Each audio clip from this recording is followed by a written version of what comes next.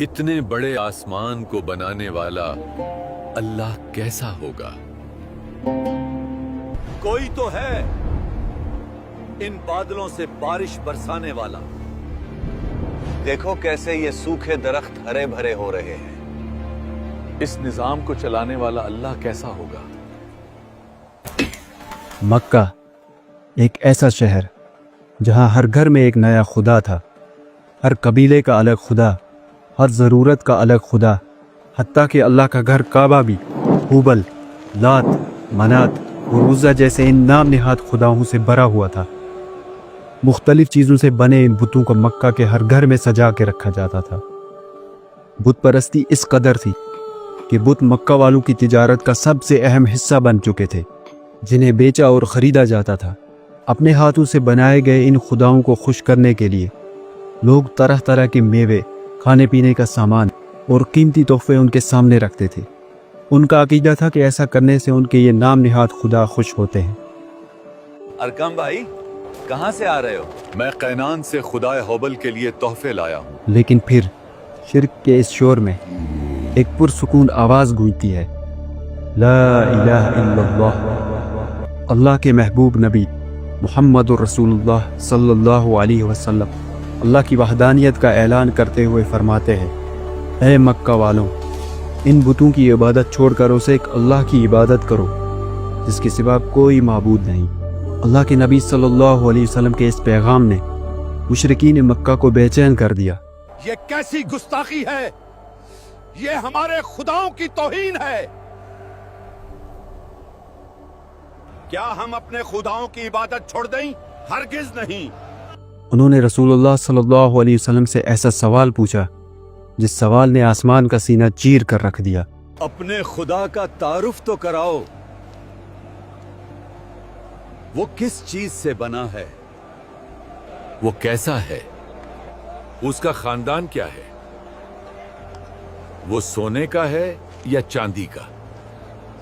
अल्लाह के नबी सल्लल्लाहु अलैहि वसल्लम तो उस वक्त खामोश हो गए। ऐसा लग रहा था कि कायनात ने एक पल के लिए अपनी सांसें रोक ली।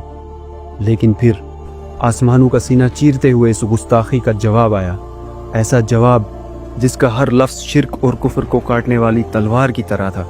अल्लाह का वो तारुफ जिसके बाद किसी तारुफ की गुंजाइश न रही। ये निचोड़ है कुरान की छोटी सी उस सूरह का जो 1/3 कुरान के बराबर है। ये असर अंदाज वाक़या है सूरह अल इखलास का। इखलास ये अरबी लफ्ज़ खालिस से निकला है जिसके माने है पाकीज़गी या खलूस।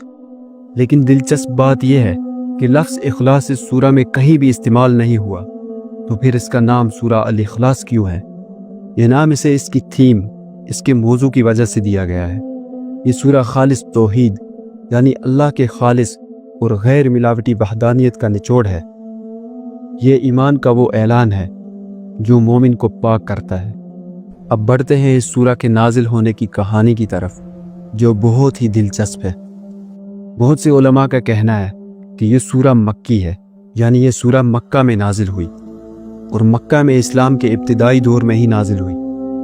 इसके मक्की होने की एक मजबूत दलील है हज़रत बिलाल रज़ी अल्लाह तआला अन्हु का वो मशहूर वाक़या कि जब बिलाल रज़ी अल्लाह तआला अन्हु को मक्का की तपती रेत पर लेटा कर सीने पे एक भारी पत्थर रख दिया जाता था और उनसे कहा जाता था कि अपना दीन छोड़ दो, लेकिन उस तकलीफ़ में भी उनका एक ही जवाब था, अहद अहद। वो एक है, वो एक है। अहद लफ्ज़ बराह रास्त सूरह अल इखलास से लिया गया है। इससे साबित होता है कि सूरह अल इखलास मक्की दौर में ही नाजिल हुई, लेकिन फिर भी उलमा की अपनी अपनी तहकीक है। कुछ उलमा के मुताबिक सूरह अल इखलास मुशरिकीन मक्का के उन सवालों के जवाब में नाजिल हुई जो सवाल उन्होंने अल्लाह के बारे में नबी सल्लल्लाहु अलैहि वसल्लम से पूछे। जैसे कि मक्का के एक शख्स आमिर बिन तुफैल ने मजाक उड़ाते हुए आप सल्लल्लाहु अलैहि वसल्लम से पूछा कि ए मोहम्मद सल्लल्लाहु अलैहि वसल्लम, आप हमें किस चीज़ की तरफ बुलाते हैं? क्या वो सोने से बना है या चांदी से या लोहे से?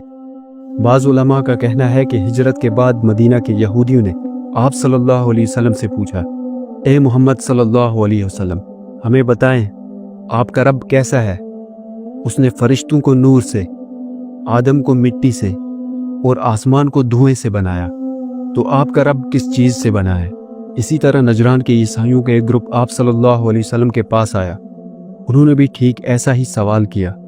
ہر کوئی ایک جسمانی تعارف چاہتا تھا، کیونکہ وہ ایسے معبودوں کے عادی تھے جو پیدا ہوتے تھے، جن کے خاندان ہوتے تھے، جو مختلف چیزوں سے بنتے تھے اور جن کا خاتمہ بھی ہوتا تھا۔ ان تمام سوالات کے جواب اللہ نے سورہ الاخلاص کی صورت میں نازل کیا۔ اب اس سورہ کا لفظ بلفظ مطلب سمجھتے ہیں۔ اس میں ٹوٹل 4 آیات ہیں۔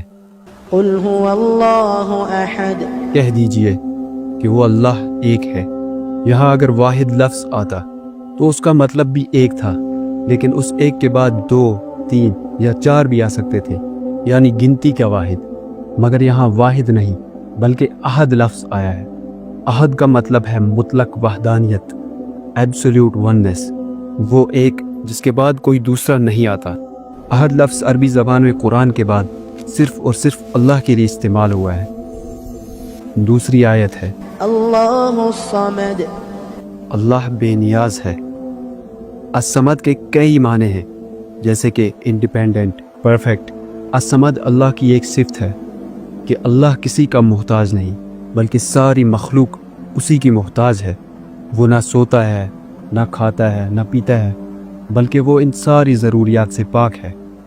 الصمد کا ایک معنی یہ بھی ہے کہ وہ ذات جس کی طرف مصیبت اور پریشانی میں رجوع کیا جائے، لم یلد ولم یولد، نہ اس نے جنا نہ وہ جنا گیا۔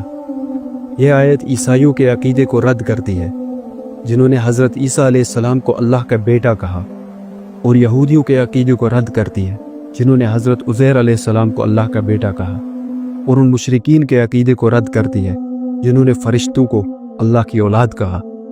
کسی کے پیدا ہونے یا کسی کی پیدائش کا ذریعہ بننے کا مقصد ہوتا ہے اپنی نسل کو آگے بڑھانا، اور یہ وہی مخلوق کرتی ہے جنہیں اپنی نسل کے ختم ہو جانے کا ڈر ہو، جیسے انسان، حیوان، پرندے وغیرہ۔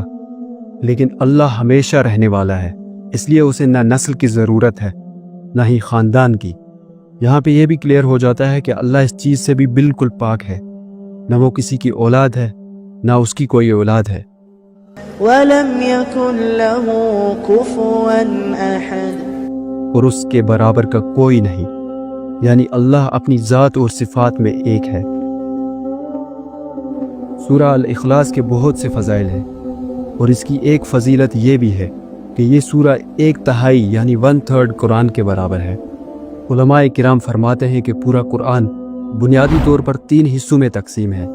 توحید یعنی اللہ کی پہچان، اللہ کی وحدانیت، رسالت، نبوت اور الہی قانون یعنی وہ لاز جن سے ہمیں پتہ چلتا ہے کہ کیا کرنا ہے اور کیا نہیں کرنا، آخرت یعنی آخرت کا دن۔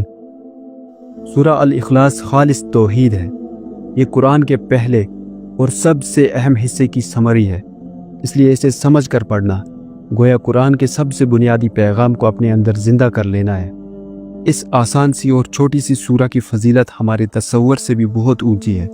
اس سورہ سے محبت کا صلہ جنت ہے۔ ایک صحابی اس سورہ کو ہر نماز میں پڑھتے تھے۔